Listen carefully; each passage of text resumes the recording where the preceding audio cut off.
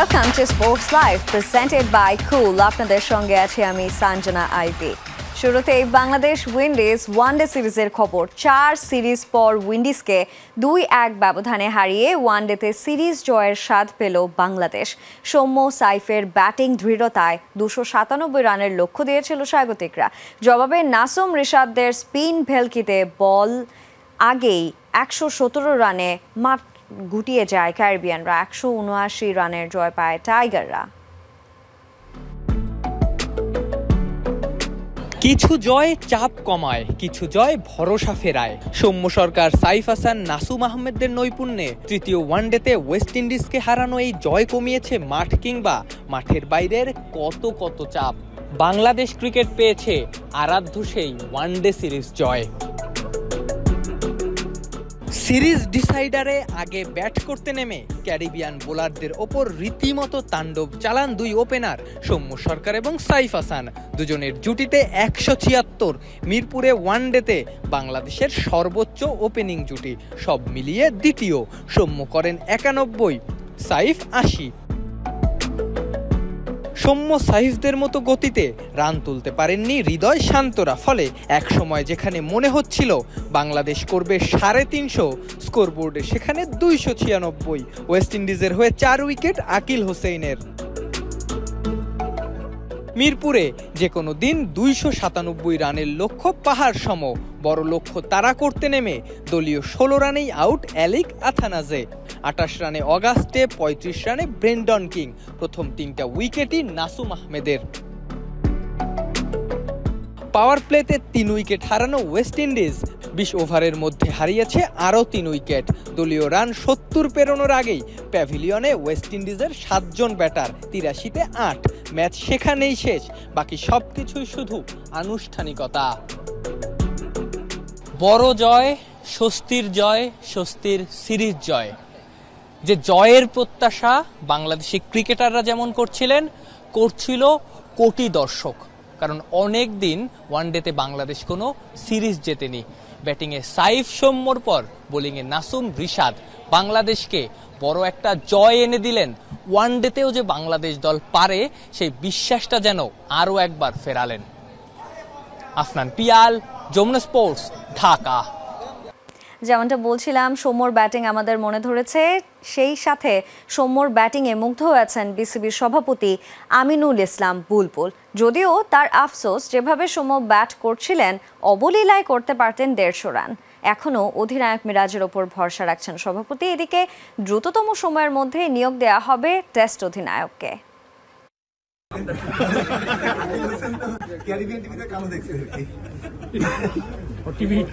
গণমাধ্যম কর্মীদের সাথে আমিনুল ইসলাম বুলবুলের আড্ডায় ঘুরে ফিরে বারবার এসেছে উইকেটের প্রসঙ্গ। কখনো ঠাট্টার ছলে, কখনো সিরিয়াস মুডে। আগের 2 ম্যাচ অস্ট্রেলিয়ায় বসে দেখা বোর্ড প্রেসিডেন্ট দেশে ফিরে 3rd ওয়ানডে দেখলেন হোম অফ ক্রিকেটে। সে ম্যাচেই টাইগারদের 300 ছুঁই টোটাল। মাঠে বসেই দেখেছেন মিরপুরে বাংলাদেশের সর্বোচ্চ ওয়ানডে ওপেনিং জুটির রেকর্ড। সাইফ সৌম্যর 176, বাংলাদেশের দ্বিতীয় সর্বোচ্চ ওপেনিং জুটিও ওয়ানডেতে। সভাপতির আফসোস, যেভাবে সৌম্য ব্যাট করছিলেন অবলীলায় করতে পারতেন 150। সৌম্য তো অলওয়েজ ট্যালেন্টেড ক্রিকেটার। আমি টিম ম্যানেজমেন্টকে ধন্যবাদ দিব যে তাকে কন্টিনিউ করিয়েছে। যেমন সিলেকশন এমন একটা জিনিস যে একটা ম্যাচ খারাপ পরে আমরা সাধারণত ড্রপ করে দিতাম, বাট এই কনসিস্টেন্সিটা হয়তো সৌম্যর এই ব্যাটিংটা বা কনফিডেন্সটা পাওয়ার ব্যাপারে অনেক কাজ করেছে। বাট সৌম্য 91-এ আউট হয়ে যাওয়াটা আমার কাছে মনে হয়েছে যে এটা সৌম্য ক্যালিভারে এটা 150 হতে পারতো। মেহেদী হাসান মিরাজের অধিনায়কত্ব নিয়ে সমালোচনা প্রচুর। এই সিরিজের আগে 10 ম্যাচে 1 জয় সেই সমালোচনার আগুনে আরও ঘি ঢেলেছিল। তবুও মিরাজের কাঁধে এখনও আছে সভাপতির ভরসার হাত। একেবারে নতুন ক্যাপ্টেন, আমরা সবাই জানি মিরাজ একজন ক্যাপ্টেন্স ম্যাটেরিয়াল। সো ওকে একটু সময় দিতে হবে এবং খেলায় তো জয় পরাজয় থাকবেই। বাট এটাও ঠিক যে একটা ক্যাপ্টেনের ম্যাচুরিটি দেখা যায়, বোঝা যায়, তার মধ্যে সেই পোটেনশিয়ালটা আছে। নাজমুল হোসেন শান্ত নেতৃত্ব ছাড়ার পর বাংলাদেশ দলে এখন কোনো টেস্ট অধিনায়ক নাই। বোর্ডের বিবেচনায় আছেন 3 থেকে 4 জন। কোচিং স্টাফ, সিলেক্টর এবং স্বয়ং সেই ক্রিকেটারদের সাথে কথা বলে নতুন অধিনায়ক নিয়োগ দেবে ক্রিকেট অপারেশনস। চারজন নিয়ে কথা বলবো, তারপরে ডিপেন্ড করবে সেই যে প্রবাবল ক্যাপ্টেনের ইচ্ছা এবং তার যে ক্যালিবারগুলো আছে সেগুলো একটা বেঞ্চমার্কে যদি মিট করে অবশ্যই আমরা খুব তাড়াতাড়ি জানিয়ে দেবো হুইল। শ্রীলঙ্কায় ত্রিদেশীয় সিরিজের জন্য মৌখিক প্রস্তাব পেয়েছে বিসিবি, তারাও ইতিবাচক। নিয়োগ দেয়া হবে মনোবিদ, ব্যাটিং কোচ নেওয়া হবে ফরম্যাটের কথা চিন্তা করে। আফনান পিয়াল, যমুনা স্পোর্টস, ঢাকা। ওয়েস্ট ইন্ডিজের বিপক্ষে টি-20 সিরিজের জন্য 15 সদস্যের দল ঘোষণা করেছে বিসিবি। দলে ফিরেছেন এশিয়া কাপের চোটে পড়ে মাঠের বাইরে চলে যাওয়া অধিনায়ক লিটন দাস, বাদ পড়েছেন মোহাম্মদ সাইফুদ্দিন। এছাড়াও দলে জায়গা পেয়েছেন তানজিদ হাসান তামিম, পারভেজ হোসেন ইমন, সাইফ হাসান, তাওহিদ হৃদয়, জাকির আলী, শামীম হোসেন, নুরুল হাসান সোহান, শেখ মেহেদি, রিশাদ হোসেন, নাসুম আহমেদ, মুস্তাফিজুর রহমান, তানজিম সাকিব, তাসকিন আহমেদ ও শরীফুল ইসলাম। আগামী 27, 29 ও 31 অক্টোবর অনুষ্ঠিত হবে ম্যাচগুলো। সবকটি ম্যাচ হবে চট্টগ্রামের বীরশ্রেষ্ঠ মতিউর রহমান স্টেডিয়ামে। দেশের সর্বকনিষ্ঠ আন্তর্জাতিক মাস্টার মনন রেজা নীরের অগ্রযাত্রায় পাশে দাঁড়িয়েছেন বিএনপির ভারপ্রাপ্ত চেয়ারম্যান তারেক রহমান। ভারতে অনুষ্ঠিত হতে যাওয়া দাবা বিশ্বকাপে অংশ নিতে এই দাবাড়ুর হাতে তুলে দেয়া হয় 1.5 লাখ টাকা। সেই সাথে স্পন্সর সংকট যাতে মননের এগিয়ে যাওয়ার পথে বাধা হয়ে দাঁড়াতে না পারে তা দলের পক্ষ থেকে দেখা হবে বলে জানিয়েছেন বিএনপির ক্রীড়া বিষয়ক সম্পাদক আমিনুল হক। দাবায় 2008 সালে সবশেষ গ্র্যান্ড মাস্টারে দেখা পেয়েছিল বাংলাদেশ। এনামুল হোসেন রাজীবের পর আর কোনো দাবারও পাননি এই সাফল্য। ফেডারেশনের আর্থিক ও স্পন্সর সংকট বাধা হয়ে দাঁড়াচ্ছে দেশের দাবার অগ্রযাত্রায়, যে বাস্তবতা আরও একবার সামনে তুলে ধরলেন আন্তর্জাতিক মাস্টার মনন রেজা নীরের মা শিরিন সুলতানা। 3টা নম নিয়ে 6 মাসের মধ্যে আন্তর্জাতিক মাস্টার হয়েছে। আমার মনে হয় না এই রেকর্ডটা কারো আছে। আর আন্তর্জাতিকভাবে নীর 5টা গোল্ডের অধিকারী, 7টা সিলভারের অধিকারী, 3টা ব্রোঞ্জের অধিকারী। ফেডারেশন কেন আমাকে স্পন্সর জোগাড় করে দেয় না? কেন আমার এত মানে প্রতিকূলতার মধ্যে যেতে হয়? আমার আজকে আপনার সবার কাছে প্রশ্ন। মননের পথ চলায় সার্বক্ষণিক সারথি হয়ে আছেন তার মা। ভারতের গোয়ায় অনুষ্ঠিত হতে যাওয়া দাবা বিশ্বকাপে নানা প্রতিকূলতার মাঝেও সেরাটা দেওয়ার প্রত্যয় দেশের সর্বকনিষ্ঠ এই আন্তর্জাতিক মাস্টারের। গ্র্যান্ড মাস্টার হওয়ার চেষ্টা করব। আর ওয়ার্ল্ড কাপের ব্যাপারটা বলবো যে অবশ্যই আমার আশা আছে, আমি আমার বেস্টটা দেওয়ার চেষ্টা করব এবং অবশ্যই বিএনপিকে ধন্যবাদ তারেক রহমান স্যারকে এই সময় আমাকে হেল্প করার জন্য। মনন রেজা নীরের অগ্রযাত্রায় আর্থিক সংকট যাতে কোনো বাধা হয়ে না দাঁড়াতে পারে সেই আশ্বাস দিয়েছেন বিএনপির ক্রীড়া বিষয়ক সম্পাদক আমিনুল হক। দলটির ভাইস চেয়ারম্যান তারেক রহমানের পক্ষ থেকে দেয়া হয় 1.5 লক্ষ টাকা। নীর যাতে সুপার জিএম অর্জন করতে পারে সেই জায়গাতে মাননীয় ভারপ্রাপ্ত চেয়ারম্যান জনাব তারেক রহমান সবসময় আপনাদের পাশে থাকবেন এবং যা যাবতীয় খরচ যেটা প্রয়োজনীয় হয় সেটা ইনশাল্লাহ আমার পক্ষ থেকে, আমাদের মাননীয় ভারপ্রাপ্ত চেয়ারম্যান জনাব তারেক রহমানের পক্ষ থেকে, আমার দল বাংলাদেশ জাতীয়তাবাদী দলের পক্ষ থেকে সবসময় ইনশাল্লাহ আমরা নীরের পাশে থাকবো ইনশাল্লাহ। স্পন্সরের জন্য মননের অগ্রযাত্রা যাতে প্রতিবন্ধকতা তৈরি করতে না পারে সে বিষয়ে দলের পক্ষ থেকে বাড়তি নজর দেওয়ার কথা জানান আমিনুল হক। সেই সাথে এই দাবারুর হাত ধরে পরবর্তী গ্র্যান্ড মাস্টারের খেতাব বাংলাদেশ পাবে বলে আশা প্রকাশ করেন তিনি। নাসিফ শুভ, যমুনা স্পোর্টস, ঢাকা। এবারে ফুটবলের খবর। ফিফা প্রীতি ম্যাচে শুক্রবার থাইল্যান্ডের মুখোমুখি হবে বাংলাদেশ নারী ফুটবল দল। ব্যাংককে বিকেল 4টায় শুরু হবে দু দলের লড়াই। ম্যাচের প্রস্তুতি নিতে বৃহস্পতিবার সকালে অনুশীলন করেছে বাটলার শিষ্যরা। জয়ের লক্ষ্যে মাঠে নামবে তহুরা, ঋতুপর্ণারা, বললেন গোলরক্ষক কোচ মাসুদ আহমেদ। আগামী মার্চে প্রথমবারের মতো এশিয়া কাপ খেলবে বাংলাদেশ, যার সেরা প্রস্তুতি নিশ্চিতে থাইল্যান্ডের বিপক্ষে 2টি প্রীতি ম্যাচ খেলবে আফিদার দল। শুক্রবারের পর সোমবার হবে দ্বিতীয় ম্যাচ। এরপর ঘরের মাঠে 3 জাতির টুর্নামেন্টে নিজেদের ঝালিয়ে নেবেন মনিকা, রূপনারা। আমরা চেষ্টা করতেছি আমাদের উইক পয়েন্টগুলো এবং অপোনেন্টের স্ট্রং সাইডগুলো নিয়ে কাজ করার। আলহামদুলিল্লাহ কোচ যেভাবে ইনস্ট্রাকশন দিচ্ছে মেয়েরা চেষ্টা করছে করার এবং তারা ভালো করছে। আমরাও কোচিং স্টাফ যারা আছি আমরাও চেষ্টা করছি মেয়েদেরকে সাহায্য করার জন্য, তাদের ট্যাকটিক্যাল যে ইনফরমেশনগুলো দেওয়ার দরকার আমরা দিচ্ছি। এবারে যুব এশিয়ান গেমসের খবর। কাবাডিতে বাহরাইনকে 106-17 পয়েন্টে হারিয়ে আসরে দ্বিতীয় ব্রোঞ্জ জিতল বাংলাদেশ। এর আগে নারী কাবাডিতে শ্রীলঙ্কাকে হারিয়ে প্রথম পদক পেয়েছিল বাংলাদেশ।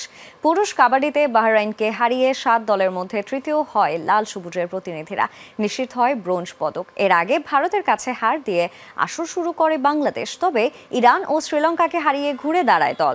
যদিও পরের ম্যাচে থাইল্যান্ডের কাছে হেরে ফাইনালে যাওয়া হয়নি বাংলাদেশের। অবশ্য পাকিস্তানের পর বাহরাইনকে হারিয়ে আসরে তৃতীয় স্থানের সঙ্গে ব্রোঞ্জ পদক নিশ্চিত হয়। যুব এশিয়ান গেমসের আগের 2 আসরে কোনো পদক জেতা হয়নি বাংলাদেশের, তবে এবার কাবাডির সৌজন্যে প্রথমবারের মতো পদক তালিকায় নাম তুলল বাংলাদেশ। পাকিস্তান দক্ষিণ আফ্রিকা টেস্ট সিরিজের খবর। 18 বছর পর পাকিস্তানের মাটিতে টেস্ট জিতল প্রোটিয়ারা। রাওয়ালপিন্ডি টেস্টে স্বাগতিকদের 8 উইকেটে হারিয়েছে দক্ষিণ আফ্রিকা। 4 উইকেটে 94 রান নিয়ে নিজেদের দ্বিতীয় ইনিংস তৃতীয় দিনের খেলা শুরু করতে নেমে বিপর্যয়ে পড়ে পাকিস্তান। প্রথম সেশনেই 44 রান যোগ করে শেষ 6 উইকেট হারায় দলটি। এই সেশনে মাত্র 14.3 ওভার ব্যাট করতে পারে স্বাগতিকরা, আর তাতে দ্বিতীয় ইনিংস থামে মাত্র 138 রানে। জয়ের জন্য দক্ষিণ আফ্রিকার সামনে দাঁড়ায় মাত্র 68 রান। 2 উইকেট হারিয়ে 18 বছর পর পাকিস্তানের মাটিতে টেস্ট জিতল প্রোটিয়ারা। এর আগে 2007 সালে সবশেষ পাকিস্তানের মাটিতে টেস্ট জিতেছিল দলটি। ম্যাচ সেরা হয়েছেন কেশব মহারাজ, আর সিরিজ সেরা হয়েছেন সেনুরান মুতুস্বামী। প্রায় 1 বছর পর পাকিস্তানের টি-20 দলে ফিরলেন সাবেক অধিনায়ক বাবর আজম। দক্ষিণ আফ্রিকার বিপক্ষে টি-20 সিরিজ ও ত্রিদেশীয় টুর্নামেন্টের 15 সদস্যের দলে রাখা হয়েছে তাকে। গেল ডিসেম্বরে দক্ষিণ আফ্রিকা সিরিজে শেষ টি-20 খেলেছিলেন বাবর। এরপর তার ব্যাটিং ব্যর্থতা নিয়ে শুরু হয় তীব্র সমালোচনা, বিশেষ করে স্ট্রাইক রেট কম হওয়ায় পান স্বার্থপরের তকমা। দলের জন্য নয়, নিজের জন্য খেলেন বাবর, এমন অপবাদে জায়গা হারান দলে। অথচ টি-20তে পাকিস্তানের সর্বোচ্চ রান সংগ্রাহক তিনি। 36-50-র সঙ্গে 3 সেঞ্চুরিতে 40 গড়ে করেছেন 4223 রান। বাবর আজমের সঙ্গে দলে ফিরেছেন পেসার নাসিম শাহ, ডাক পেয়েছেন সিপিএলে 20 উইকেট নেয়া স্পিনার উসমান তারিক। রিজার্ভ সদস্য হিসেবে আছেন ফখর জামান ও হারিস রউফ। সচিন টেন্ডুলকারের ওয়ানডে সেঞ্চুরির রেকর্ড ভেঙে দেয়া কোহলি এখন ছুটছেন তার শূন্যের রেকর্ড ভেঙে দেওয়ার দিকেও। কারণ অস্ট্রেলিয়ার বিপক্ষে টানা 2 ম্যাচে শূন্য হাতে সাজ করে ফেরেন কোহলি। 304 ম্যাচের ওয়ানডে ক্যারিয়ারে এই তেতো স্বাদ প্রথমবার পেলেন কোহলি। তাই তো ক্রিকেট পাড়ায় কোটি টাকার প্রশ্ন, এটাই কি তাহলে কোহলির শেষ?